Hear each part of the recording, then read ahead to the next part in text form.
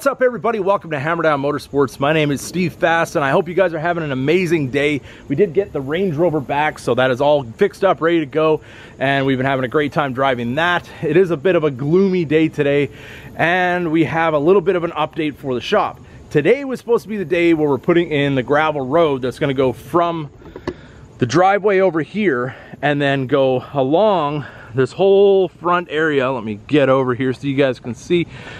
From this area here, it's going to go all the way across over to our shop pad in the back. So when they bring in the trucks with all the trusses and everything for the shop, they're able to get down this kind of hilled area without having to slide down towards the creek.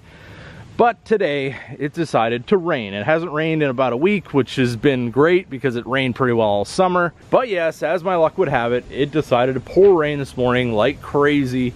And the guy dropped off his equipment, but it wasn't able to work just because of how wet it was. So hopefully it can soak into the ground and get a little bit drier for him, and he can start on it tomorrow. Then we can get the gravel in and all that kind of good stuff.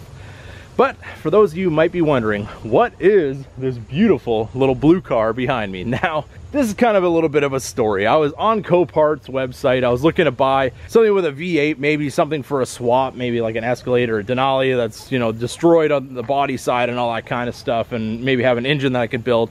So I was on their website. I'm looking through, and everything that I wanted to buy just went for too much money, and I wasn't going to spend, you know, $1,000 on an Escalade that looks like it's been, you know, parked in an alley somewhere with the window smashed out. So I wasn't going to end up spending that kind of money on that. And this little car came across the auction block. Now, this is a 2008 Suzuki Reno, and I honestly never even heard of these cars before, but it didn't look like a bad car. It kind of looks a little bit sporty, and it had a little damage, but nothing too crazy, and it had a clean title. This car was never in a wreck or anything like that, so I could basically just get this car, fix it up, clean it up, and flip it and sell it, and hopefully have enough money to put back into maybe a better project and kind of go up the ladder a little bit.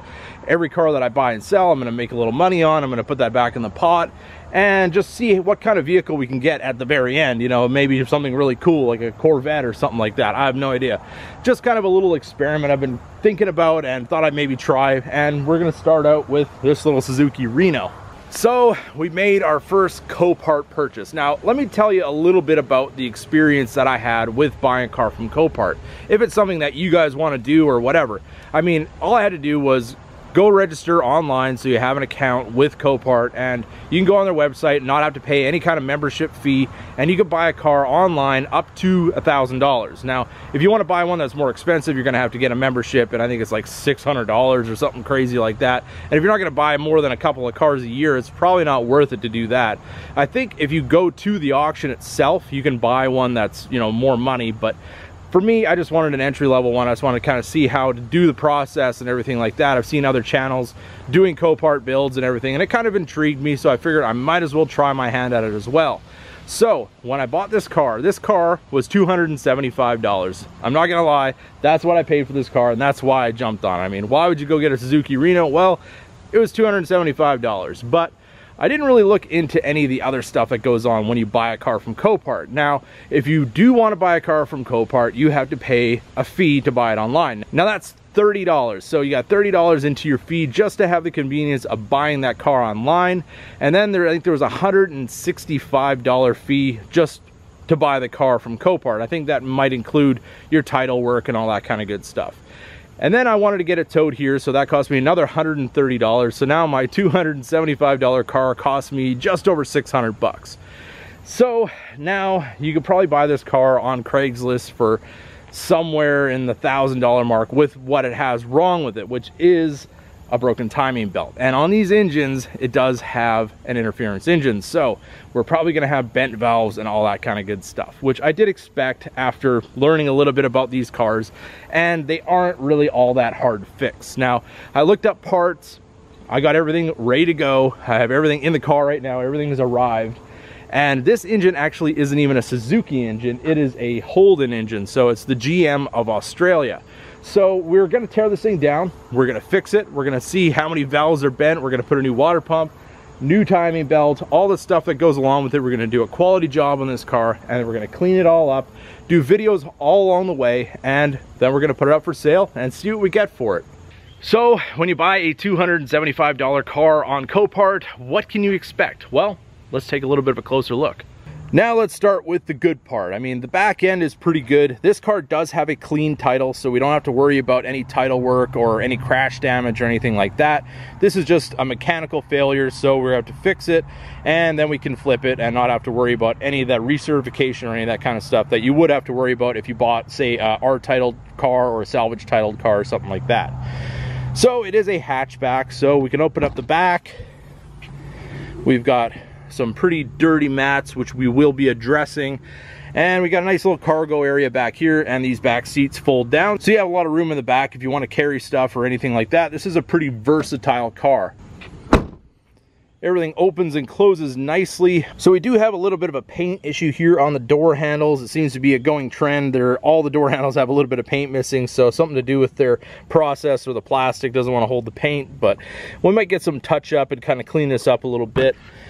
In the back seat, we have no real rips or tears or anything in the seats. They're just a little bit dirty, so we're gonna have to do some cleanup in there as well. It does have a half decent stereo system. There's even tweeters in the back doors and the front doors as well. We do have power windows, power locks, and power mirrors as well. Here's a little look in the front. We do have our pile of parts here. We have all brand new timing belt. I got a Gates timing belt. I got a Felpro head gasket for this car, so it's going to last a long time. The other parts I did get off Amazon. I mean, everything seems to be fairly decent quality, and we're just going to replace everything as far as the water pump goes, the timing belt, and remove the head, change all the gaskets, all the seals, valve cover gasket. We're going to do spark plugs and just give this thing a total once over, so it's a nice, good running vehicle for its new owner. We do have an MP3 stereo, which works nicely and actually has pretty good sound. It has air conditioning, which I'm not sure if it works yet because we haven't been able to run the car. And it is an automatic transmission, so we can appeal to a very wide variety of new owner because not everybody can drive a manual. But the interior looks pretty decent other than needing a good cleaning, and we should be able to clean that up pretty easily. Also, this car did come with newer tires. These don't look like they have a whole lot of miles on them at all. There's a whole lot of tread there, so it looks like when this car was inspected, maybe it got a brand new set of tires.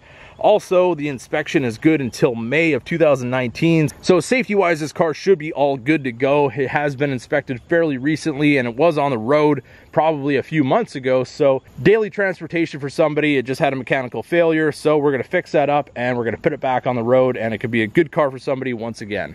Well, there you have it, everybody. We do have our Copart build all ready to go. All the parts are here. So it's time to get to tearing into this car and getting it all cleaned up, ready to go, back on the road, back for sale for somebody else to buy. And hopefully we can make a little bit of money, throw it back into the next car, and keep buying cooler cars as we go along, and just basically see where this journey takes us.